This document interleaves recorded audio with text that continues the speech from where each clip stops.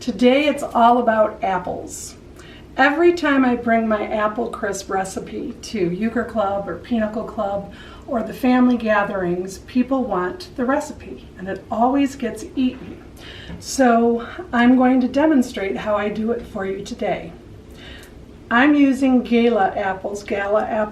I find them nice and sweet. They're easy to get in every grocery store. You can cut, peel, and core them any way you want. But my mom got this nifty little machine about 20 years ago, passed it down to me, and this is how it works. You slide your apple on it.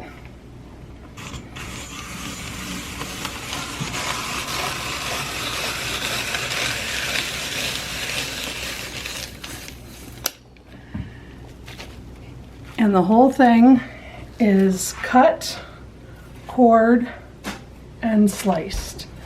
Then I just cut it in further slices all around the core in case little seeds didn't get cut out.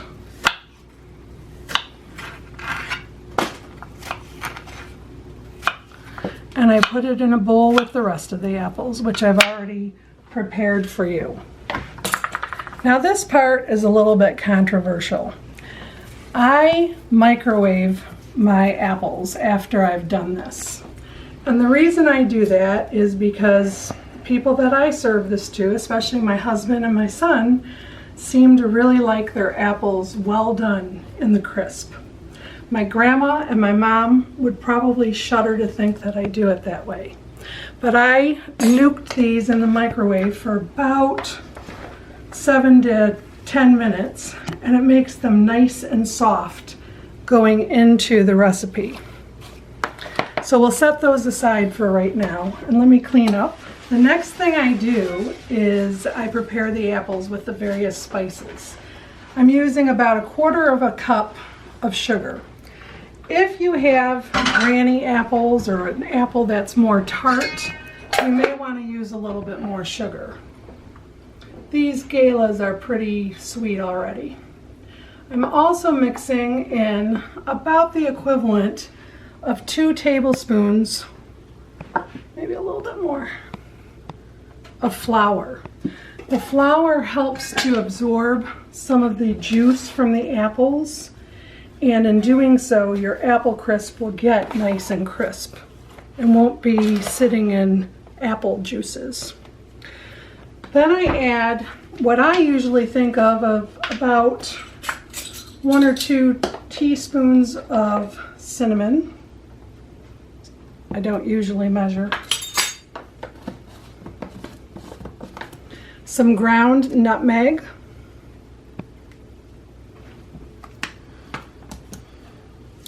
A little bit of ground ginger if you have it. If you don't have it, don't worry about going out to the store and getting it. And a little bit of ground cloves, again, if you have it. Just a couple dashes. Then I mix this all together, making sure that the apples are all thoroughly coated with the sugar and spice mixture, which smells heavenly before it's even baked.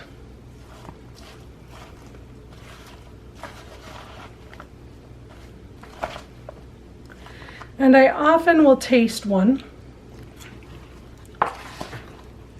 And I think that's about the right amount of sugar. If I felt like it was a little too tart, I'd add a little bit more.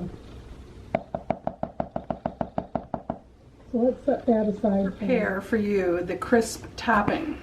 Into the bowl of my food processor, I'm adding a little under 1 cup of flour, a little bit under 1 cup of brown sugar, not packed, and 1 tablespoon of cinnamon.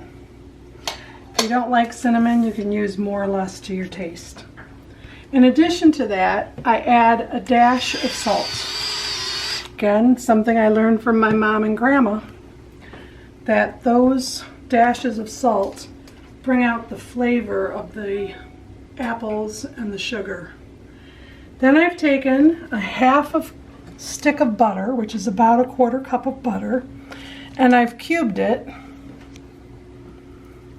and it's cold. And I'm going to add that to the food processor. Then I'm going to turn the food processor on and pulse this. I'm going to pulse it.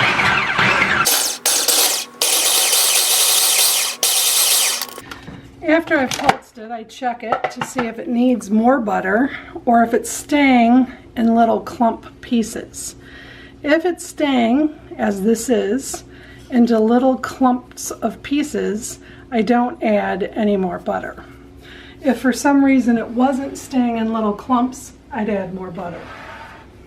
I've taken an 8 by 11, but you can use a 9 by 13 pan, and I've sprayed it with Pam. And I'm going to dump the apples right into the pan and spread them out. Trying to do this backwards.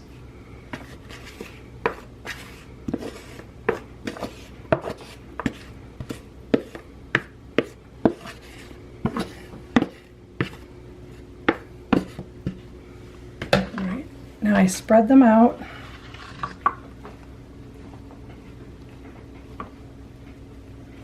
Make sure they're all even.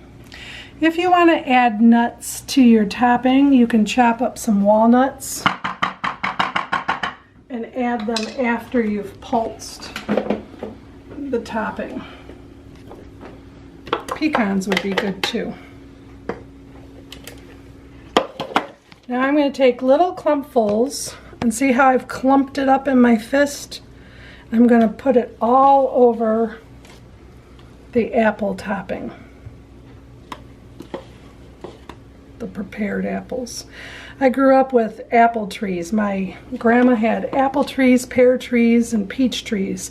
So we had a lot of cobblers, crisps, and buckles, as well as apple pies.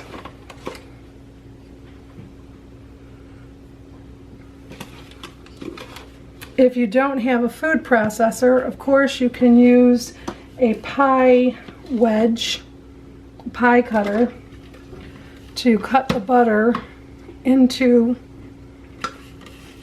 the flour and brown sugar.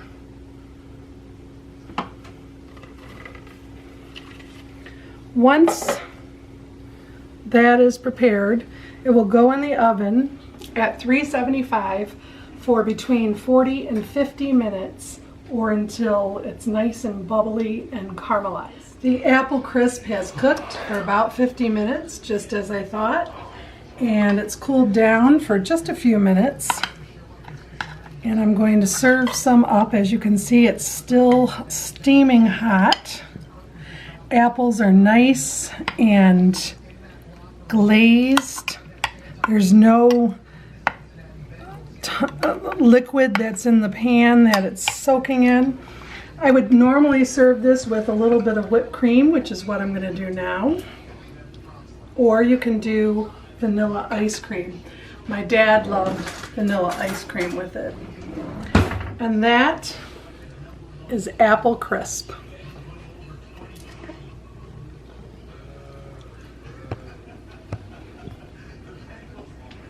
It's good.